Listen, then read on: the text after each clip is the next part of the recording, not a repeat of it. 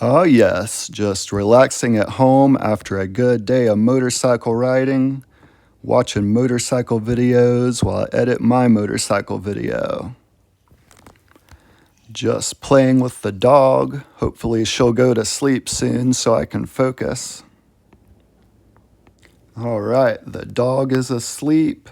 My beautiful pregnant wife is asleep with our baby, and now the cat's asleep too. Time to get into the video.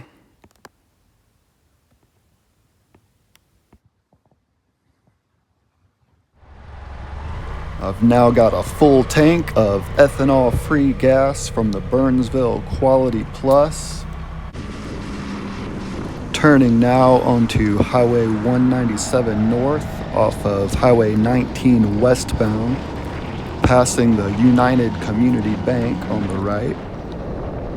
These landslides were totally covering the road, but we've had some rainstorms that have cleaned the road off nicely.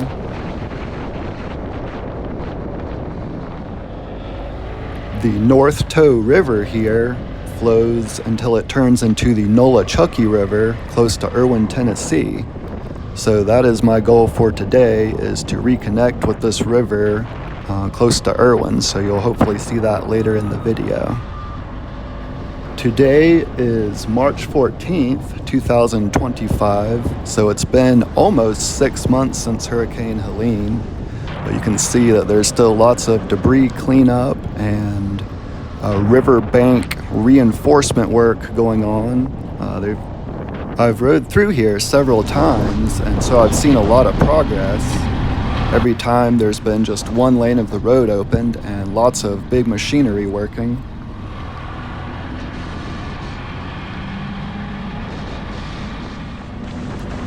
These folks coming up had their house totally destroyed, still living in campers here, just sorting through all of their stuff, trying to salvage what they can.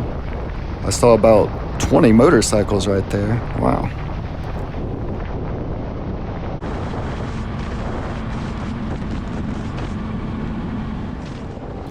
All right, gonna turn off of Highway 197 onto Highway 226 here.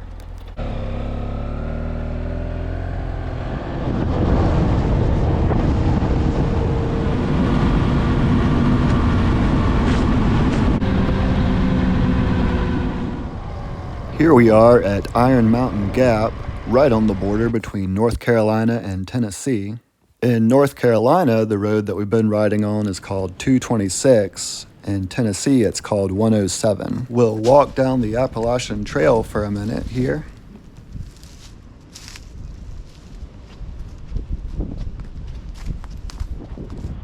Those white blazes indicate that we are on the Appalachian Trail. Iron Mountain Gap, elevation 37,023 feet.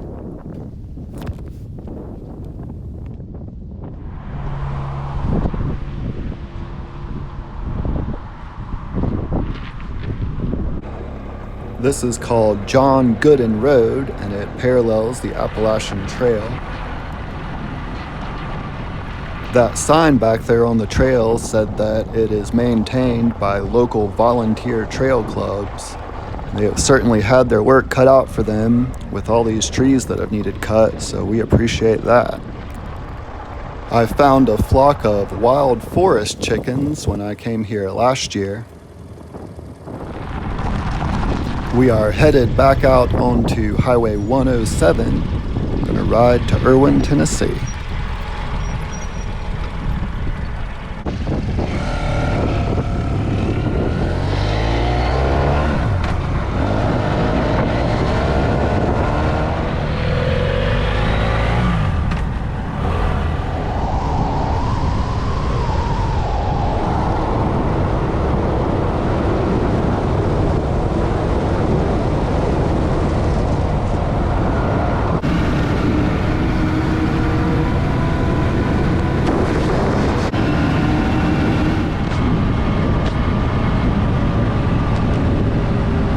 There's the sign for Highway 395, Chestoa, Rock Creek, and Unaka Mountain Road. Turning left onto North Elm Avenue by Celebrity Coin Laundry. You because all celebrities use coin laundromats, of course.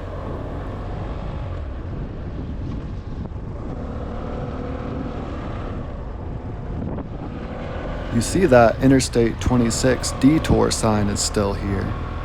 We used this route once or twice a week for the first month after Hurricane Helene to get to Johnson City for supplies and to get cell phone and internet reception. Here we are at South Industrial Drive off of Jackson Love Highway. To make sure I'm recording here, this is what I came to see. We are riding down South Industrial Drive. Looks like we'll pass several businesses here and get to Impact Plastics on the end. There's been a good bit of news about Impact Plastics since Hurricane Helene. You can't really see it from here, but past that big debris pile down there is the Nolichucky River. That building straight ahead with the green roof is Blue Ridge Paddling, a whitewater rafting outfitter. That building to my right is Morrill Motors. The tragedy at Impact Plastics is one of the first things that my brother told me about when I first saw him after the storm. He lives in Erwin, just a few miles away from here. I know that 6 employees of Impact Plastics were killed in the flooding of Hurricane Helene. I've seen several interviews with employees of Impact Plastics who survived, and they said that they were basically told they had to stay and keep working, even when the flooding was looking very dangerous. The owner and management said that that is not true, that they were free to leave. Hindsight is 2020, but I get it. Nobody knew that it was going to be this bad. The river is way over there on the other side of the interstate. I'm sure they never thought that it would come all the way over into their places of work. This is a lesson to always err on the side of safety, especially if your decision can save the lives of your employees. Here is the Foam Products Corporation to my right.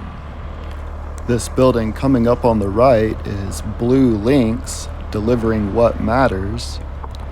You can see by all that sheet metal that has been taken off of the bottom how high the waters were. But yeah, the Nolichucky River that you can't even see from here, it's on the other side of the interstate, jumped all the way across over here and ripped off and carried away literally tons and tons of sheet metal off of these buildings.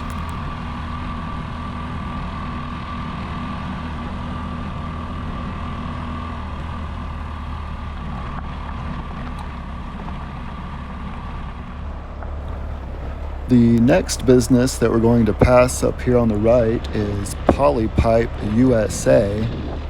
All the piles of yellow pipe you see laying around were from that facility. The pipes from this facility actually saved several lives. There were 11 employees of Impact Plastics that were swept away, and 5 of those employees were able to grab onto pipes from this facility that were on a flatbed truck. After about 2 hours, that truck flipped over due to the force of the water. 5 of the people were able to survive by staying afloat using the pipe for flotation. They were eventually rescued by a National Guard helicopter. Sadly, 6 of the 11 people stranded on that truck together drowned in the floodwaters. We are approaching Preston Tool and Mold INC. It's an engineering and CNC business. This is the 6th business that we've passed before arriving at Impact Plastics. I looked but could not find a record of any deaths involving employees of the other businesses in this industrial park. In one of the interviews that I watched with a surviving employee, He talked about how when they were finally allowed to leave, really only big four-wheel drive trucks were able to make it out to Jackson Love Highway. Being on the end, the Impact Plastics facility is the furthest from Jackson Love Highway. So that could certainly be a contributing factor in that they were the only business that had employees die from this disaster. One of the most memorable stories is about a 55-year-old supervisor named Johnny Peterson. His daughter Alexa is filing a wrongful death suit against Impact Plastics. Johnny Peterson is really the hero of this story. He had led one group of employees, including the owner of the business, to safety, but then went back in to try to help the people that were still in this building right here. I'm not going to put clips of other people's videos into my video, but if you have not watched any of the interviews with surviving Impact Plastics employees, you should certainly look those up. He made the decision to leave safety. In a selfless attempt to rescue his co-workers, he came back into this building. But by the time he had reached the stranded flood victims, the waters were too high and furious for him and 5 others to make it out alive. Johnny Wayne Peterson was born June 13th, 1969. This is the only location that I've cried at while making a Hurricane Helene destruction video. I've showed thousands of destroyed houses, including one of my own, but knowing for a fact that this is where 6 people spent their last moments on Earth before passing over hits different. There's a few videos taken of this facility when it was actively flooding. I've always thought that drowning would be one of the worst ways to die. You can imagine being here with no way out, surrounded by ripping sheet metal and all the chemicals and supplies that they use to make plastic injections. This is overall a very mountainous region, of course, but you can see that right in this area is the one flat area around. There's really no higher ground close by to escape to. We have different stories coming from the employees and the boss as to whether or not they were allowed to leave. I watched an interview with one surviving employee who said that they should have not come in to work at all that day, that it was a mistake to be here. That is certainly the truth. I was scheduled to be working a shift over in Asheville, North Carolina when this happened, but I refused to go to work that day, and thankfully my boss was understanding. I think I'm much less risk averse than the average person. I mean, I do lots of crazy risky stuff, but there was not a chance I was going to go work during Hurricane Helene.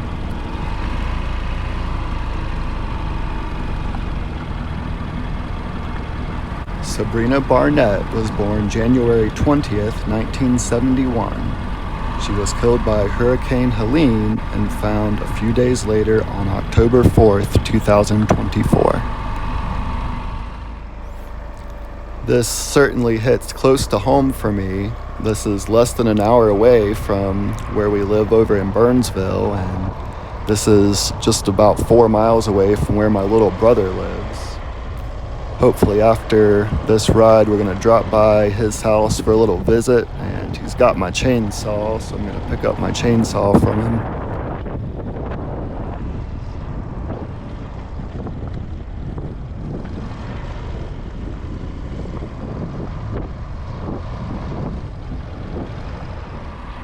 Monica Hernandez was born on April 13th, 1980. She died on September 29th, 2024.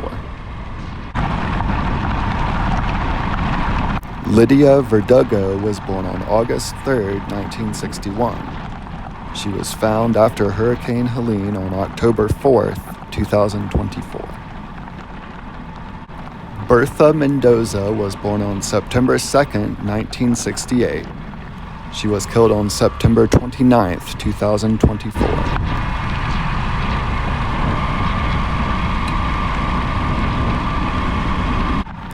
Rosa Maria was the youngest person to lose her life in this industrial park. She was only 29 years old and left behind a husband and 2 young children. Her body was the last one to be recovered a whole month later on October 30th. She was found in a massive debris pile by a crew of road workers while they were removing the debris from the side of Interstate 26.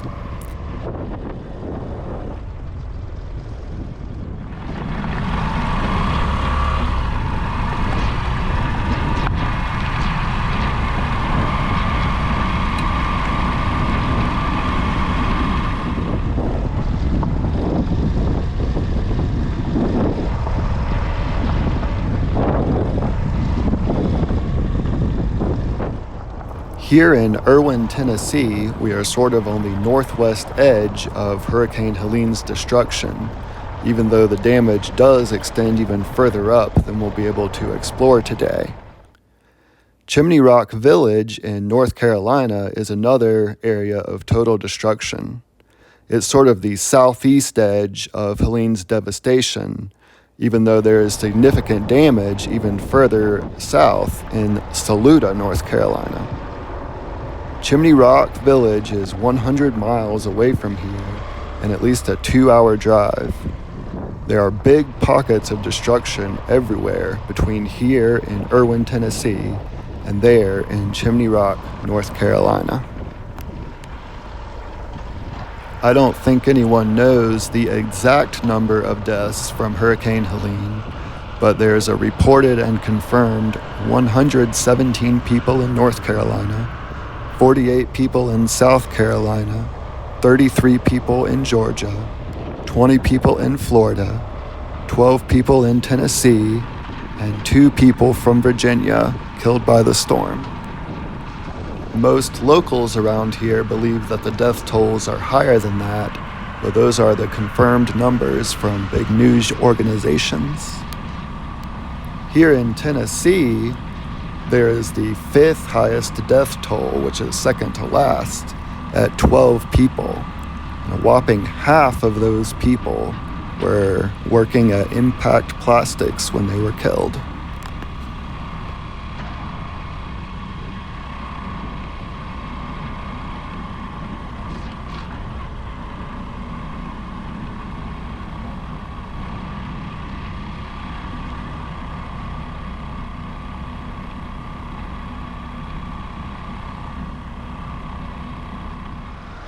There's the sign for Erwin on the left, and we're gonna take a right out of here onto Jackson Love Highway.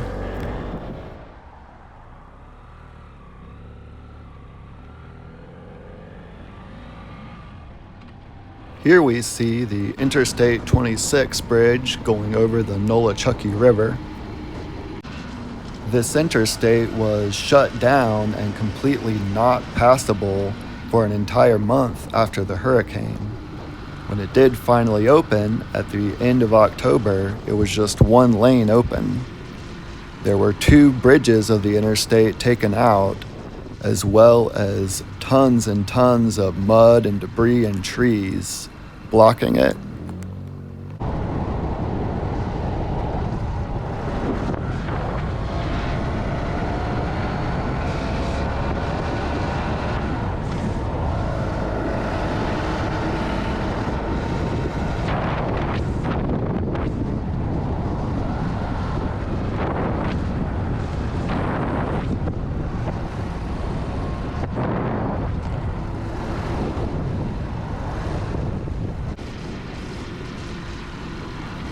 Here we are riding over South Indian Creek. Now turning left onto Sandy Bottom Road. South Indian Creek is over on our left now, and it looks like it rose up far enough to mess up that house up there on the right.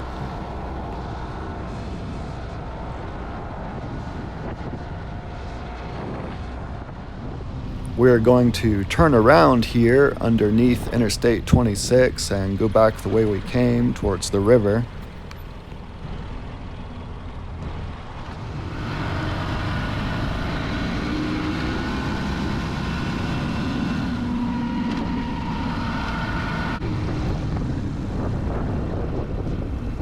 The South Indian Creek is on our right now, and that bridge marks the end of the Jackson Love Highway.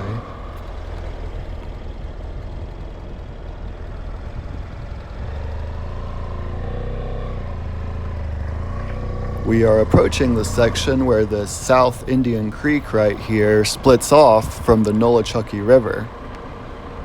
The industrial park where Impact Plastics is located is just past those two cranes there on the right, on the other side of the river and on the other side of Interstate 26. When the South Indian Creek splits off from the Nolichucky River, it gives the water more places to go, more area to spread out.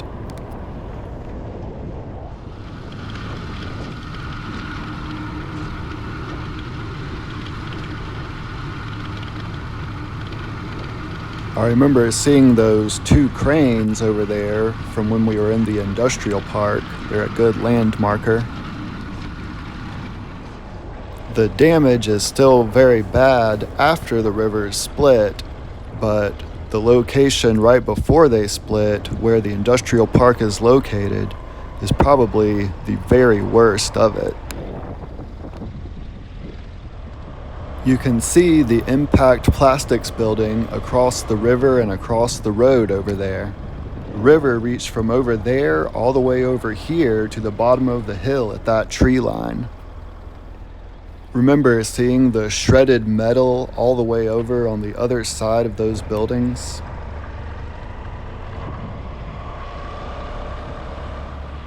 On the other side of the river, we've seen mangled up metal buildings and railroad tracks, and on this side of the river, we've got pulverized asphalt road.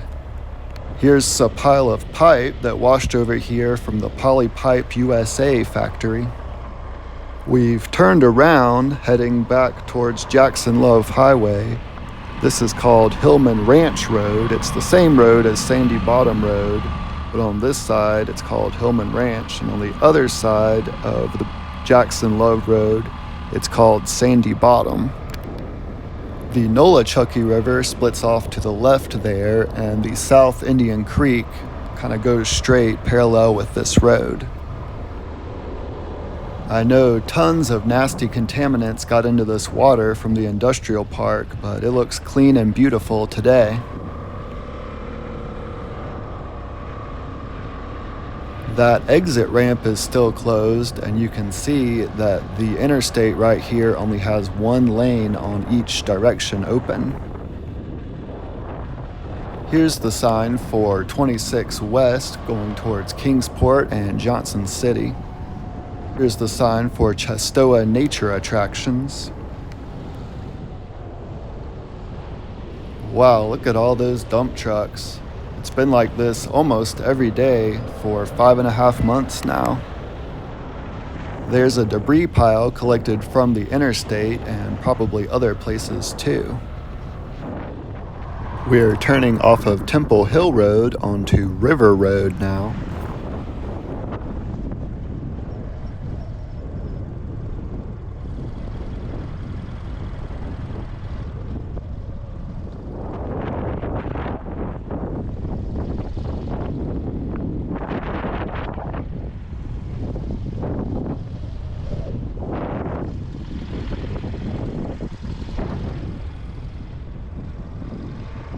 You can see where this piece of bridge washed down from where it was originally anchored to the right of that church building up there. That bridge used to connect the two sides of Chestoa Pike Road together, and also the Appalachian Trail would have gone across this bridge. We are riding beside Uncle Johnny's Hostel right now. It's a popular hostel for thru hikers on the Appalachian Trail to stop and stay at. I have an actual Uncle Johnny. Great Uncle Johnny is my maternal grandfather's brother. He hiked some sections of the Appalachian Trail after he retired, and he did stay here. Uncle Johnny stayed at Uncle Johnny's Hostel. But yeah, hikers on the Appalachian Trail are going to have to find another way across the Nolichucky River. Now continuing on to Unaka Springs Rd. Across the river, we see the Chestoa recreation area. I've seen a couple of cars pass through there, so maybe we can check it out later. Now continuing on Unaka Springs Rd, it's really the same as River Road, but after you get past that Appalachian Trail bridge, it changes names. There's the railroad bridge up ahead on the left. When the train goes across the river here, it would soon end up at the industrial park, where it would deliver to and from Impact Plastics and the other corporations there. This is where they've been delivering tons of gravel to rebuild the railroad. We've turned around now. We're going to head back toward Jackson Love Highway, and I want to see if we can get over to the other side of the river and check that out. Alright, we are turning back onto Temple Hill Road off of Chestoa Pike. That green dump truck that I've been following has Kentucky plates. I've seen dump trucks and big equipment from all over the place, including as far away as Texas and Canada. From here, we can look to the right and see how far the Nolichucky River expanded, and then we can look over here to the left and see how it covered the interstate, and a lane is still closed from it.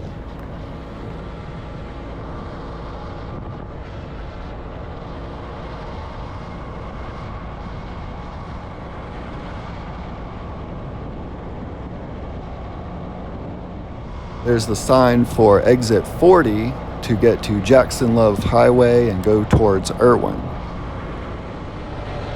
Here's another absolutely massive debris pile.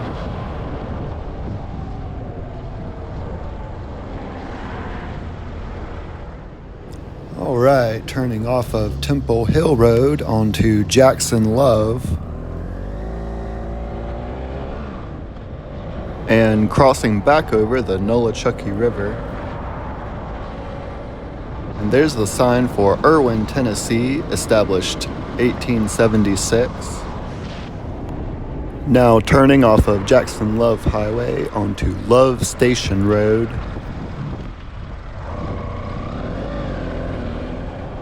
And coming up in this turn, the Love Chapel Christian Church.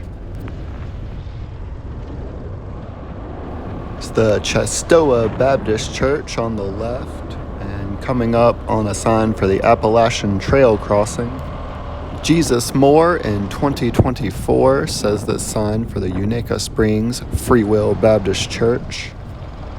So here we are on the other side of the bridge that connects the two sides of Chestoa Pike, and the Appalachian Trail also ran across. We are straight across from Uncle Johnny's Hostel, where my great Uncle Johnny stayed when he was hiking the Appalachian Trail. We were over there just a few minutes ago, and we have a different view of that big piece of bridge that we passed earlier. Here we are at the Chestoa Recreation Area. Let's read this sign here. It says, "The Appalachian National Scenic Trail, known as the AT, crosses the Chestoa Bridge and intersects the road in front of the information board where you are standing. The AT began as a grand vision in 1921, proposed by planner forester Benton McKay as an experiment in regional planning. Today, it is an internationally renowned footpath that extends over 2,100 miles from Maine to Georgia. With the passage of the National Trail System Act in 1968, the AT became the nation's first national scenic trail." Riding through here, I think we are 2 or 3 miles away from where the South Indian Creek splits off from the Nolichucky River. The destruction still is really bad through here, but I think that seeing this supports my theory that the spot where Impact Plastics is in that industrial park, before the river splits off into two, I think that area of flooding is much worse than this area.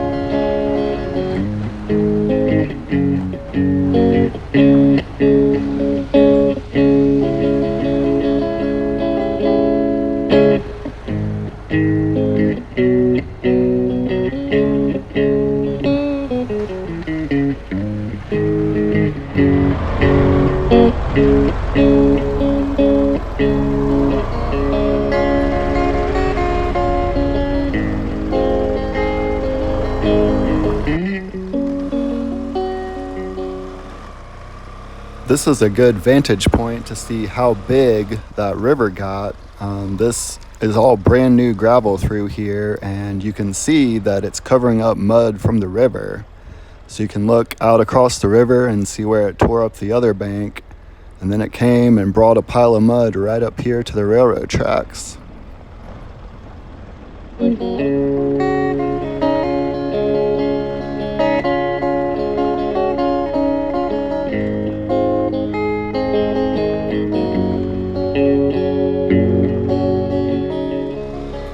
Alright, we are leaving the Chestoa recreation area, turning back on to Chestoa Pike. We are approaching the Chestoa Baptist Church. Their sign says, "Behold, I stand at the door and knock," a quote from Jesus, I believe. Coming up on another sign for the I-26 detour. Last time I came through here, the interstate was still closed, and this was backed up bumper to bumper with rerouted interstate traffic, so I'm sure the locals are happy to have it more peaceful around here. It's always nice to see some fellow bikers out. Peace out, brother. Alright, we've arrived at my little brother's house. I think I got here a little bit before he did, so we'll just wait and visit with him a bit when he gets back.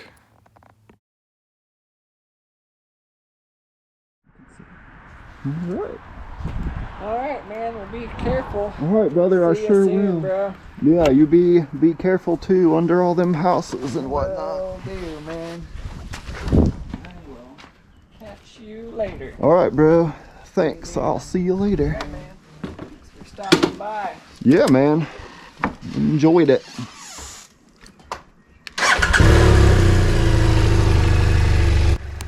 My brother said that these jugs have starter plants in them. So they basically work like a little miniature greenhouse. Pretty cool idea. Well, it's been an absolutely beautiful day to ride today, but it's time to head on back home to Burnsville.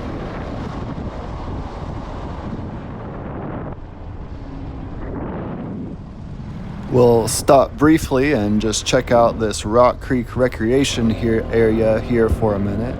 I came here a couple of years ago and hiked up to the waterfall. I believe it's about a 4.5 mile hike each way to get to the waterfall, but great little hike there. I'll see if I can find a picture from my hike to put in here. I remember that it was almost dark when I got to the waterfall, so it probably won't be a very good picture.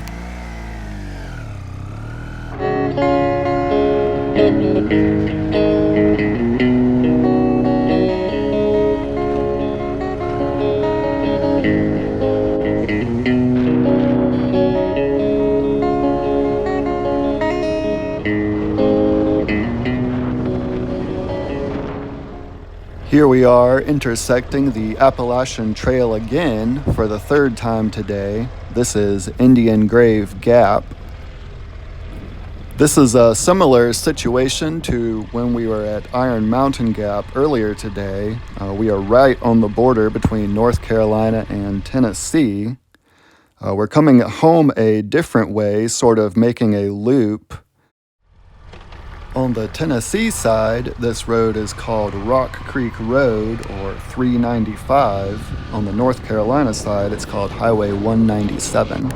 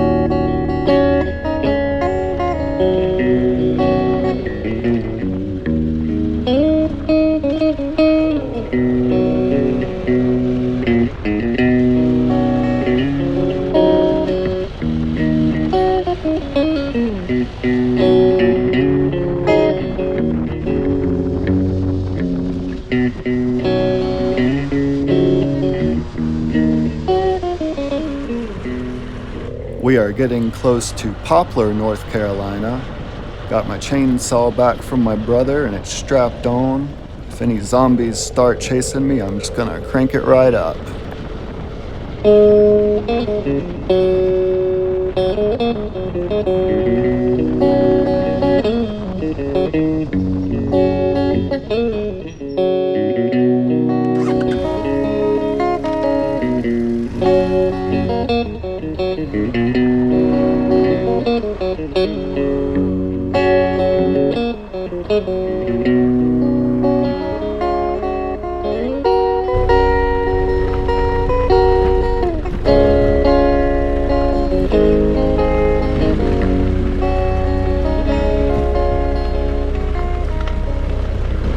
Here we are at the Poplar boat ramp, a great place to access the North Toe River here.